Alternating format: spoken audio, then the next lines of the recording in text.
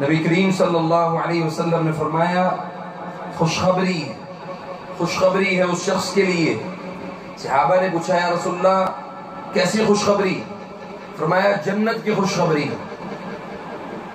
اور نبی کریم صلی اللہ علیہ وسلم نے فرمایا جو ایام تشریق میں تکبیرات کو بلند کرتا ہے، اللہ اکبر اللہ اکبر اللہ اکبر اللہ اکبر لا الہ الا اللہ اللہ اکبر وللہ الحمد اللہ اکبر کبیرا والحمد للہ کثیرا وسبحان اللہ بکرۃ واصیلا، یہ والی تکبیرات بازاروں میں صحابہ اکرام کے متعلق آتا ہے کہ وہ بازاروں میں اور مختلف چوراہوں پر اپنے گھروں میں اپنے بچوں کو ان دنوں میں تکبیرات کو بلند کرنے پر زور لگا دیا کرتے تھے، اور ہماری حالت یہ ہے کہ ہمیں پتہ ہی نہیں ہے کہ ہمیں ان دنوں میں تکبیرات کو بلند آواز میں پڑھنا چاہیے یا نہیں پڑھنا چاہیے۔